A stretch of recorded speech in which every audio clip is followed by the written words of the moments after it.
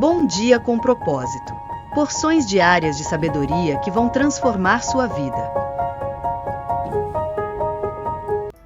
Bom dia! Bem-vindos a mais um Bom Dia com Propósito. Uma alegria estar aqui com você nessa quinta-feira, começando o dia conectados com Deus, principalmente porque estamos falando de um assunto importantíssimo que vai abençoar a nossa vida, que vai sacudir a nossa vida e nos levar à consciência de que precisamos amadurecer, precisamos cada dia mais depender de Deus para ter nossos corações transformados, que é orgulho versus humildade, aquilo que nós estamos falando a semana inteira, gente. Orgulho precisa ser tratado, precisa ser tirado, precisa ser arrancado do nosso coração para darmos lugar à humildade, todos os frutos do Espírito.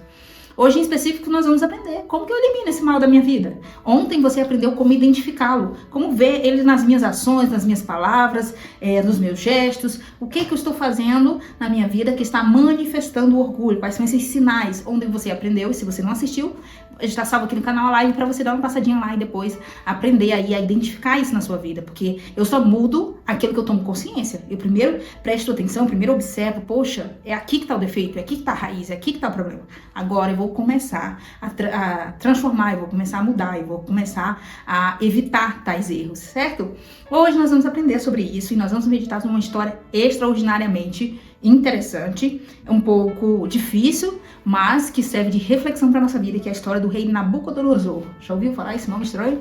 É um nome babilônico, né? Rei Nabucodonosor. Nós vamos ler aqui em Daniel capítulo 4. Convido você a pegar sua Bíblia física ou online. Você vai abrir em Daniel capítulo 4, nós vamos ler a partir do versículo 28, uma coisa interessantíssima que está acontecendo aqui no capítulo 4 de Daniel. O rei teve um sonho, convidou rapidamente Daniel para interpretar o sonho.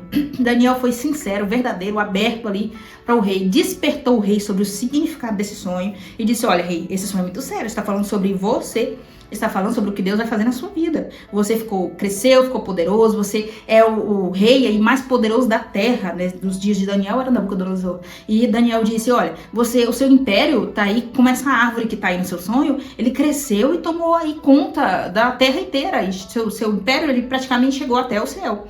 Mas agora, Deus está dizendo que ele vai cortar o seu império. Mas a raiz vai permanecer, ou seja, seu império vai permanecer aí. Deus vai cortar você desse império e vai fazer você ficar 7 anos, que seria aqui também, no texto está falando 7 tempos. Você vai ficar 7 tempos aí pastando como um animal, como um bicho, um lobisomem aí, né? E depois disso, o Senhor vai te restituir, Deus vai permitir você tomar posse do trono de novo, porque agora o seu coração vai estar tratado, vai estar completamente livre de orgulho. É claro que não está escrito com todas essas palavras dessa forma que eu disse, mas eu fiz aqui um resuminho para você, porque a gente não vai ler todo o capítulo 4, que ele é enorme. A gente vai ler só um recorte e vamos trabalhar em cima disso para nós amadurecermos nossas emoções, prestar atenção. Emoções feridas causam orgulho. Orgulho nos afasta de Deus. Orgulho cega o nosso entendimento. Tanto é que depois do sonho de Nabucodonosor, você está pensando que ele correu para buscar a Deus, se arrepender e ter humildade, dar lugar para transformação? O que ele fez então, Ellen? Ele continua seguindo a vida como se nada tivesse acontecido, como a maioria das pessoas que recebem um despertamento de Deus, mas não estão interessadas em ser despertadas. Elas estão interessadas em seguir a vida da maneira que lhes convém. E isso é muito sério. Porque se Deus ele desperta, se Deus ele põe um alerta ali piscando, alguém falando com você, a própria palavra falando com você, como esse despertamento dessa semana, isso aqui é um despertamento para nós, para sua vida, para minha vida, para nós fazer um check-up, né? Um raio-x de nós mesmos, nos observarmos, olharmos para dentro de nós, como estão os nossos pensamentos, como está o nosso coração, como estão nossas palavras, nossas ações, e fazer aí essa reflexão. Será que tem orgulho no meu coração? Preciso tratar. Certo? Para nós não fazermos como Nabucodonosor, seguir a vida como se nada tivesse acontecido. Então o que vem? O juízo de Deus. Versículo 28 de Daniel, capítulo 4. Você vai ler comigo e nós vamos ler que diz: o cumprimento do sonho. Eita. Tudo isso aconteceu com o rei Nabucodonosor. 12 meses depois, um ano, né? Quando o rei estava andando no terraço do palácio real da Babilônia, ele disse, quem disse? Nabucodonosor disse: acaso não é esta a grande Babilônia que eu construí como capital do meu reino, com o meu enorme poder e para a glória da minha majestade? Ele faz uma pergunta para ele mesmo, Olha, será que esse aqui não é o meu império? Nossa, que incrível. Aquilo sobe pro coração dele, né? Não é mais só uma palavra. Na verdade, a Bíblia diz, a boca fala do que o coração está cheio, né? Então, o arroto aí do coração de Nabucodonosor é: Cara, que incrível esse império que eu construí com meu enorme poder, tudo para a minha glória e a minha majestade. Olha o que ele disse. Em seguida, quando as palavras ainda estavam na sua boca, ou seja, antes dele terminar de falar, veio uma voz do céu e disse, versículo 31, é isto que está decretado quanto a você, rei Nabucodonosor. Sua autoridade real lhe foi tirada. Você será expulso do meio dos homens, viverá como os animais selvagens e comerá capim com os bois. Passarão 7 tempos até que admita que o Altíssimo domina sobre os reinos dos homens e os dá a quem quer. A sentença sobre Nabucodonosor cumpriu-se imediatamente. Ele foi expulso do meio dos homens e passou a comer capim como os bois. Seu corpo molhou-se com o orvalho do céu, como havia sido previsto, conforme Daniel interpretou o sonho. Seu corpo molhou-se com o orvalho do céu, aí com o sereno da noite, vamos dizer assim, né? Até que os seus cabelos e pelos cresceram como as penas de águia e as unhas como garras de aves. Ao fim daquele período... vamos fazer uma pausa aqui antes de nós lermos o versículo 34. Para nós entendermos aqui o contexto disso aqui tudo. Ou seja, Nabucodonosor estava lá, passeando no terraço do seu glorioso templo e estava se engrandecendo, né? Glórias a mim, sou muito inteligente, muito rico, muito poderoso, muito isso. Fiz ótimos negócios e glórias a mim por toda essa glória que recebi aqui de ser o rei, o maior rei da terra, do maior império da terra. E aí, de repente, a voz de Deus bradando do céu, exatamente 1 ano após o alerta, o despertamento de Deus, vem uma voz do céu dizendo, não vai ficar assim não. É agora que o seu reinado vai ser cortado, ele será tirado, tu vai pastar como um animal selvagem. E foi isso que aconteceu. Há interpretações teológicas que vão dizer o que aconteceu com Nabucodonosor aqui foi uma esquizofrenia, uma confusão mental, que ele começou a dar chiliques e surtos e não pôde mais conviver no meio das pessoas saudáveis, foi expulso do seu próprio reino, do seu próprio império, né? Uma situação que lastimável, mas precisava se cumprir aquilo que Deus havia falado. Se Deus falou, realmente, devidamente, deveria se cumprir.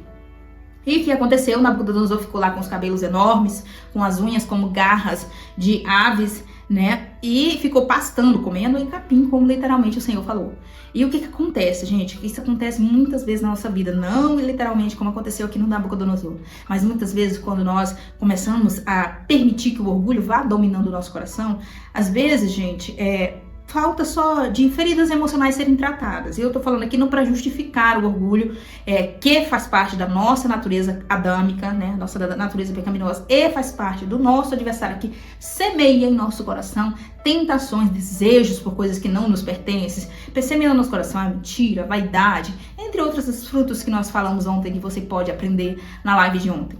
Mas, às vezes, quando a gente vai permitindo que isso vai dominando o nosso coração, a gente não consegue mensurar, a gente consegue perceber o grau de... o quanto isso é grave, o quanto isso se opõe a Deus, o quanto isso é um ataque contra Deus. Quando nós damos o mérito, a glória e o louvor todos para nós. É comum nós vermos isso muito presente na vida dos artistas, seja os artistas seculares ou do mundo gospel, principalmente do mundo gospel, né? Porque são pessoas que estão em constante contato, pelo menos deveriam estar em constante contato com essas histórias, com esses textos que nós estamos aprendendo essa semana. São pessoas que sabem o que está escrito aqui, sabem desse despertamento de Deus, sabem do que Deus vem falando, que ele resiste ao soberbo, resiste aos orgulhosos, mas dá graça aos humildes. Mas ainda assim, essas pessoas, por não estarem numa conexão frequente com Deus, por não estarem alimentando mais o espírito e menos a carne, para que o espírito vença, lembra dessa guerra que eu falei com você no início da semana? Então, infelizmente, essas pessoas acabam permitindo que o seu coração se torne semelhante ao de Nabucodonosor. Olha como eu canto bem. Olha como eu falo bem, olha como eu estudei, então eu sou um letrado, então eu sou melhor do que fulano, e a pessoa acaba, eu não suporto gente burra, eu não gosto de gente que não... Acaba diminuindo os outros para ela se sentir melhor. Acaba enfatizando com muita veemência, com muita frequência, e se gloriando, enfatizando os seus bem-feitos. Olha como eu sou misericordioso, por exemplo, né? Eu tenho compaixão do meu próximo, eu dei esmolas, aí posta foto dela dando esmolas, dela fazendo uma coisa que deveria ser destinada somente para Deus saber, que somente Deus deveria saber. E a pessoa acaba permitindo que o seu coração seja tomado por isso. Então, muito cuidado para você, nos mínimos detalhes, nas menores ações, até mesmo você que tem outras pessoas a qual você discipula, a qual você cuida, a qual você apacenta, né? Seja filhos, seja aí crianças, sejam adultos mesmo, funcionários, que sejam seus irmãos, você não passar essa ideia de eu sou muito poderoso, eu estou acima de você. E ontem eu acabei não citando esse exemplo, né? Falei um pouco da impaciência, mas não citei o exemplo de quê? Quando eu grito com a pessoa, para demonstrar que eu estou no controle, eu estou com poder nas mãos. E a gente tende a fazer isso às vezes com o nosso filho. E isso aqui fica o meu despertamento. Será que seu coração não está com essa raiz de orgulho que precisa ser arrancada? Gente, todas essas raízes, todos esses frutos do orgulho, melhor dizendo, estão aí enraizados no orgulho. Eles nascem, eles brotam em nós. Claro que a Bíblia diz que o homem já nasce em pecado, né? Em pecado fui gerado, como disse Davi no Salmo, né? Mas tudo isso é semeado em nós quando a nossa personalidade, nosso caráter está sendo forjado, está sendo formado ali na primeira infância. Então, muitas vezes nós fomos rejeitados, fomos abandonados, fomos de alguma forma abusados, fomos de alguma forma prejudicados, emocionalmente feridos, emocionalmente, seja por alguém do nosso círculo familiar ou não. E isso faz com que a gente crie essa proteção de ninguém vai mais me abandonar, ninguém vai mais me rejeitar, ninguém vai mais me maltratar. Agora eu sou a pessoa que maltrata primeiro. Eu sou a pessoa que rejeita primeiro. Eu sou a pessoa que, se alguém falar alguma coisa, eu grito primeiro. Então, tudo isso vai fazendo a gente produzir frutos do orgulho. Então, eu não posso deixar de falar aqui como no contexto de eliminar o orgulho da minha vida, ou pelo menos reduzir ele a zero, a nada no meu coração. Eu não posso deixar de falar sobre essa questão emocional, porque não adianta nada a gente orar, estar em conexão com Deus, fazer nosso devocional todo dia, fazer os nossos jejuns, se as nossas emoções estão feridas, se nós não estamos entendendo que isso foi semeado em nós lá no passado. Esse egoísmo, esse não saber compartilhar as coisas, não ter compaixão no próximo, essa atitude fraudulenta e achar que tá tudo bem, eu posso barganhar nas costas do outro, eu posso me aproveitar da situação para lucrar mais, e sendo que eu tô repetindo um padrão negativo que eu aprendi, porque eu vi isso dos meus superiores, dos meus pais, dos meus avós e as pessoas que participaram da minha educação. Entendeu? Então não negligencie as emoções feridas. Emoções feridas com rejeição, com humilhação, com traição, com exposição pública, que seja, nos fazem dar lugar, nos fazem permitir que o orgulho entre no nosso coração. E isso é involuntário. De uma certa forma é involuntário. Você não para um belo dia de a partir de hoje você é uma pessoa orgulhosa, ruim, amarga. Não é bem assim que acontece. Vai acontecendo sutilmente. O orgulho ele vai brotando como uma raiz mesmo, vai assim crescendo e se apoderando do nosso coração, das nossas emoções, e a gente acaba não notando, enquanto a gente está dando os frutos, né? Projetando aí os frutos nas nossas palavras, nas nossas ações, a gente não percebe. O que aconteceu aqui no contexto da história de Nabucodonosor, no contexto de Daniel 4, é muito sério, é muito importante. Aqui foi o ápice da arrogância, da prepotência, da soberba, da vaidade, da vanglória. Foi o ápice. Deus não suportou isso, Deus não tolerou isso. Deus estava vomitando essa situação, tanto que veio o juízo de Deus e teve de permitir que Nabucodonosor passasse por esse vale, por essa humilhação pública. E aí vem o antídoto do orgulho, né? Falei aí sobre tratar as emoções, procurar se conhecer, ver aí o que está faltando para a gente conseguir entender por que a gente anda muito iracundo, muito impaciente, por que a gente anda mentindo, por que a gente anda com dificuldade de liberar o perdão, com mágoa. Tudo isso são manifestações de orgulho. Vamos entender a questão emocional. Um outro ponto aqui é a humilhação. Gente, quando eu vou para uma pessoa que eu fiz mal, que eu falei mal dela, que eu gritei com ela, que eu ofendi de alguma forma, quando eu chego para essa pessoa, você me perdoa? Jesus está trabalhando no meu coração, foi um momento de maturidade. Quando eu peço perdão para essa pessoa, principalmente publicamente, se a humilhação foi pública, eu preciso fazer também, pedir o perdão público. Eu estou rasgando o meu coração, eu estou fazendo algo que eu não queria, mas que eu sei que faz bem para mim, mas que eu sei que vai agradar a Deus. Um gesto de humildade, arrependimento, consegue entender? Então é a humilhação, a humildade que despedaça o orgulho. Não só quando eu libero perdão para alguém, mas quando também eu peço desculpa, não só quando eu libero perdão para alguém que me ofendeu, mas quando eu peço desculpa por algo que eu fiz, por uma mentira que eu contei, entendeu? Por um surto que eu dei, por qualquer outra coisa, por eu ter me vitimizado. Quando eu me perdoo também, eu estou despedaçando o orgulho. Quantas pessoas que já causou prejuízo a outros, conseguiu com que esses outros lhe perdoassem, mas essa pessoa não se perdoa. Então, a falta de auto-perdão também é uma manifestação do orgulho. Eu preciso me perdoar e entender que Deus ele me perdoa se eu me arrependi de todo o coração. Então, no contexto aqui de Nabucodonosor, vamos ler aqui o versículo 34 para ver o encerramento, qual foi o desfecho dessa história. Versículo 34. Ao fim daquele período, eu, Nabucodonosor, levantei os olhos ao céu e percebi que o meu entendimento tinha voltado. Percebeu aqui? Porque alguém fala que aquilo dele foi um surto de esquizofrenia? Não genético, não algo biológico, gente, mas foi algo advindo do céu, juízo de Deus, cegando o entendimento daquele homem, causando confusão mental.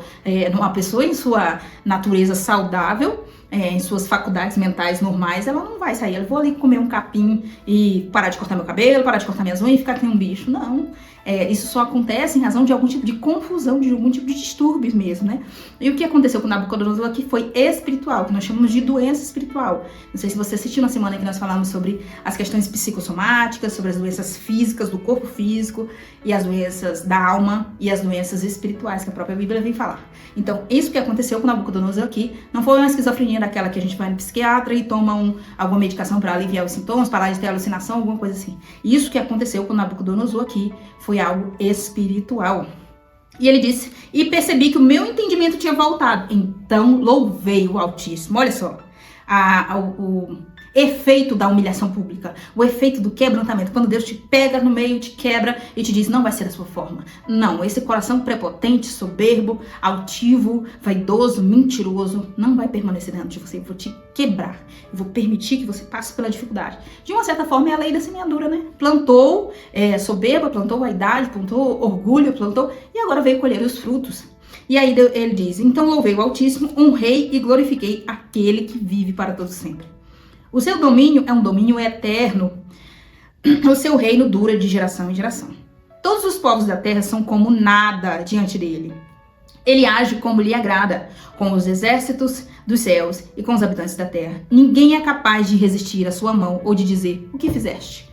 Aí o desfecho no versículo 36. Naquele momento voltou-me o entendimento. E eu recuperei a honra, a majestade e a glória do meu reino. Meus conselheiros e os nobres me procuraram, meu trono me foi restaurado e a minha grandeza veio a ser ainda maior. Perceba?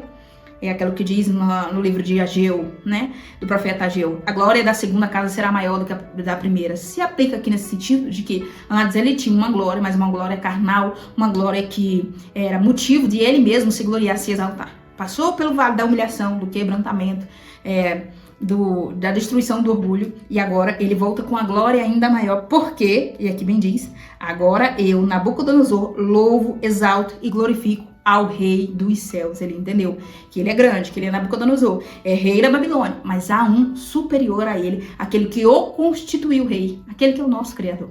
Ou seja, Deus não divide a glória dele com ninguém. Então, na hora que eu entendo que os meus bem-feitos, algo que eu possa ter feito de bom, né, que fosse motivo para me gloriar, eu preciso entender que só foi possível porque o Pai me criou, porque o Pai me deu a possibilidade, porque o Pai me deu a condição, porque o Pai me deu a saúde, certo?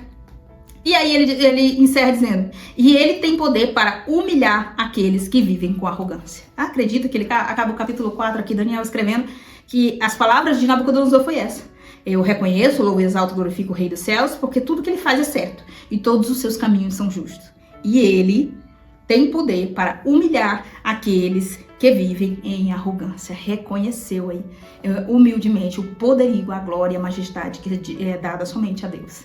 Certo? Espero que essa palavra tenha falado com você, no seu coração, porque falou comigo. Espero que você tenha entendido. Identificou uma raiz de orgulho no seu coração? Vamos agora trabalhar em cima disso. Humilhação, arrependimento. E humilhação está interligada com o arrependimento, né? Nabucodonosor precisou manifestar esse arrependimento. Depois de ser humilhado publicamente, ser exposto, né? No meu livro Raiz de Amargura, que você está vendo ali, o verdinho, que você pode adquirir entrando em contato comigo pelo meu Instagram, tem link aqui no canal. Nele eu falo sobre um episódio que aconteceu específico comigo, não semelhante a esse de Nabucodonosor, que foi muito sério, muito prolongado, né? 7 anos aí de humilhação pública, mas foi algo assim nesse sentido que aconteceu comigo, que foi um despertamento, que foi o que eu precisava para eu acordar, porque eu estava submersa, eu estava com o coração totalmente tomado pelo orgulho. Precisei me arrepender, precisei pedir perdão a algumas pessoas a qual eu feri, e a partir dali eu comecei o processo de eu quero ser curada, eu quero ser tratada, eu quero ser transformada, eu quero que o Senhor me ajude a dar lugar, a permitir que Ele entrasse no meu coração. Então, se você puder adquirir o livro, você vai perceber essa experiência que eu tive e vai conseguir fazer uma análise mais aprofundada na sua vida sobre esse assunto tão importante, que é o orgulho, que é a questão de humilhar-se diante de Deus, né? Como está escrito, humilhai-vos perante a potente mão do Senhor, e ao seu tempo Ele vos exaltará. Ou seja, se eu quero que Deus me honre, me exalte de alguma forma, eu preciso primeiro me humilhar, certo? Então vamos agora orar pela sua vida. Senhor nosso Deus, em nome de Jesus, o teu Filho, nós entramos em oração nesse momento, clamando ao Pai por todas as coisas, bendizendo o Senhor por tudo que o Senhor tem feito até aqui, porque o Senhor tem nos sustentado, tem segurado na nossa mão, tem abençoado nossas vidas, tem nos permitido ter acesso, ter contato com uma palavra tão edificante como essa, tem despertado, tem abrido os nossos olhos, tem entrado nos nossos corações, tem transformado nossas vidas. Senhor, que tudo que nós temos aprendido até aqui possa ficar guardado, enraizado em nossos corações, nós possamos aprender, sermos transformados dia após dia, que o Espírito Santo de Deus trabalhe em nós, nos convencendo dos nossos defeitos, dos nossos erros e nos ajudando a corrigi-los. Senhor, abençoa o nosso dia, toma a direção das nossas vidas, segura nas nossas mãos, livra-nos de todo mal e que a tua mão poderosa esteja estendida sobre a nossa casa e sobre a nossa família, em nome de Jesus. Amém. Deus abençoe a sua vida de uma forma especial. Eu espero você aqui amanhã para a gente continuar falando sobre esse assunto importantíssimo, esses dois assuntos, humildade versus orgulho. Eu espero você às 6h01 da manhã.